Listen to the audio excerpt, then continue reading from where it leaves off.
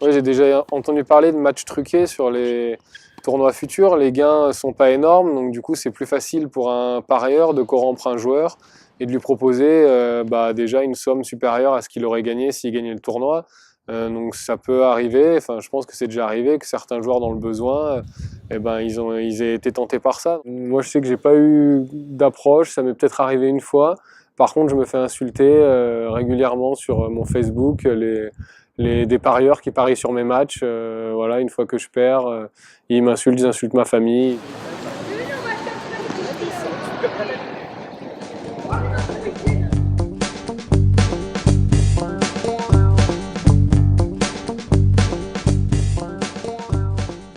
Je suis en ce moment à Quimper pour le tour Challenger. Je suis arrivé vendredi.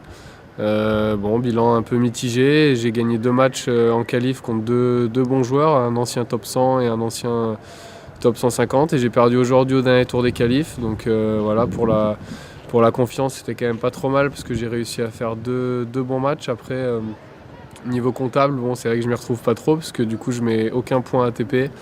Et voilà, et pas d'argent non plus, donc ça c'est un peu le côté négatif. Puis voilà, là j'en profite un peu, je me promène un peu, des fois quand j'ai perdu comme ça fait du bien de s'aérer aussi.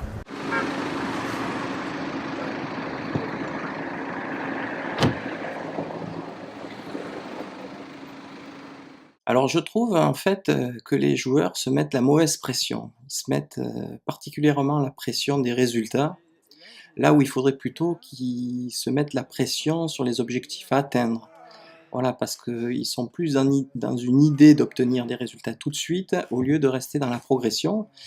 Et les joueurs qui arrivent à avoir un plan de carrière, passent immanquablement par un plan de jeu, un plan d'action, et bien souvent, ils sont que sur les résultats. Et quand les résultats ne marchent pas, ils se découragent et ils supportent pas cette pression. C'est sûr qu'il y a quelques anecdotes assez marrantes sur les tournois futurs, parce que certaines fois, certains pays organisent des tournois dans des conditions des fois un peu particulières. Je suis parti au Gabon l'année dernière, où je suis arrivé, donc il y avait pas de filet installé, il n'y avait pas de juge arbitre, il était bloqué dans un pays limitrophe du Gabon.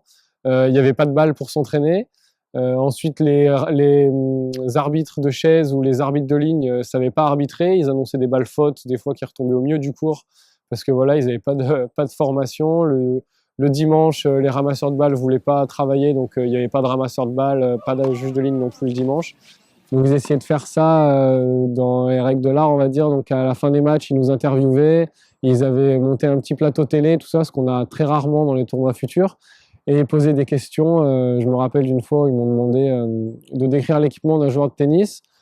Donc j'ai été surpris, je leur ai dit oui, l'équipement d'un joueur de tennis, un short, des chaussures, un t-shirt. Et là, ils m'ont dit pourquoi vous ne joueriez pas avec des bottes? Et alors j'ai dit des bottes. Ils m'ont dit oui, oui, oui, des bottes. J'ai dit non, je vois pas. Enfin, pour moi, c'était insensé. On est dans les 100 premiers mondiaux, on intègre les tableaux finaux des grands chelems, de tous les grands prix, des grands tournois. On vit de son métier, enfin de sa passion surtout. Allez, une bonne première pour jouer avec le coup droit. Allez, durci, durci, bien. Voilà, ça c'est bien joué. Tu sais ce que tu as fait à la fin du point quand la balle est passée, tu fais oh, des trucs comme ça, tu fais des gestes. Non mais d'accord, mais c'est pas par rapport au point, tu fais des gestes par rapport à la balle. J'en reviens à quelque chose d'important, c'est que on est sur le terrain, on a décidé de venir, ou alors on ne vient pas, mais si on vient, eh bien on essaye de se retrouver dans cet état-là, cet état de concentration. Voilà. Et malgré le bruit, malgré les balles, malgré tout ce qu'on veut, un entraîneur qui te dit de mettre la balle dans la poubelle, n'importe quoi, on ne doit pas dérailler, dégoupiller, et on doit essayer de revenir dans la concentration sur le point. Et pour ça, je te donne un moyen, c'est vraiment de prendre ton temps au service. Parce que là, quand tu es au service, tu fais le vide, tu te concentres sur ta zone, il y a un ou deux points techniques à respecter, on est à l'entraînement, tu essayes d'y penser. Voilà. Voilà, mais si tu le fais, c'est bien. Alors des fois, moi aussi, c'est pareil. Des fois, je vais vous déconcentrer en vous donnant une consigne. Tu vois, on parle de déconcentration. J'ai bien expliqué qu'à l'entraînement, je voulais pas voir les portables. Ça aussi, je l'ai expliqué. Ça aussi. Alors, pour gérer les différents caractères de joueurs, en fait, je prends ma casquette de psychologue parce que je crois que par moment, ben, c'est le rôle que je joue. De grands frères où je remplace les parents, je sais pas, mais surtout chez les jeunes joueurs, ils ont vraiment besoin de soutien. Et comme ben, on vit souvent 24 heures sur 24 ensemble, ben, c'est vrai qu'il y a le côté un petit peu affectif qui ressort et on est obligé d'échanger, de discuter. Tendon d'Achille, c'est vrai, l'enfer. Moi, écoute, ça va, Mister? Ça en fait forme, bien, bien? ouais, ça va. Bon, t'as bien joué ou pas? Ouais, À pas part si mal. Boutillier qui était un peu. Pas si mal, pas si mal. Ça commençait à midi. Le juge arbitre, il te disait, on joue à 11h. Finalement, après, t'es arrivé à 11h. Il disait, non, 11h30. Non, midi. Non, midi 30. Tu vois, il pouvait pas te dire Alors que d'un tu sais coup. qu'à 14h, Voilà, il pouvait pas te dire d'un coup 14h. Au moins, Ouais. tu rentres, tu te poses et tout, machin. Là, toutes les 30 minutes. À un moment donné, au deuxième tour, je rentre pour mon match. Je rentre, je sors mes raquettes. Mon adversaire aussi était prêt à jouer.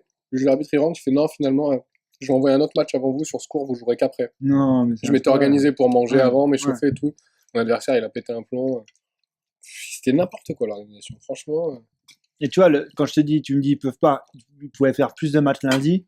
Et tu vois, parce que la pluie, c'est. peut-être pas prévu non plus. Non, mais ils n'ont pas prévu qu'il pleuve. Ça, je suis Si, complètement moi d'accord j'ai avec regardé toi, la météo. Je savais que mardi, mercredi, il allait pleuvoir. Et les mecs, ils Il balancent aurait pas de pu tournoi. anticiper, Mais il ouais. aurait pu envoyer plus de matchs le mardi, tu vois. C'est sûr que c'est pas vraiment facile de pas avoir de. Chez soi, très souvent, on me dit ouais, c'est sympa, tu pars dans tel ou tel pays. Alors au début, c'est vrai que j'étais tout le temps excité par mes voyages.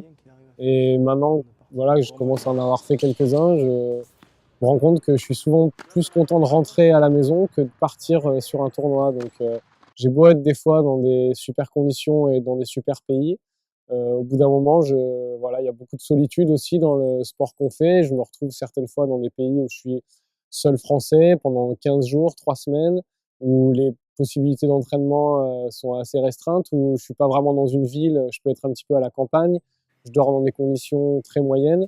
Donc voilà, c'est pas tout le temps comme ça, mais il y a certains passages qui sont un petit peu durs. Et puis surtout le fait de jamais vraiment pouvoir me poser, j'ai l'impression. Là, par exemple, au mois de novembre, je peux me poser 4 semaines de suite, voire 5. Va être la seule fois de l'année. Tout le reste du temps, je ne fais quasiment jamais mes bagages. Je rentre chez moi. Je sais que 2 jours plus tard, je repars pour une session d'entraînement ou pour un tournoi voilà, dans un autre pays. Ça me manque un peu cette stabilité ça fait souvent envie à mes amis, mais moi, c'est quelque chose voilà, c'est un petit peu usant par moment. Belle.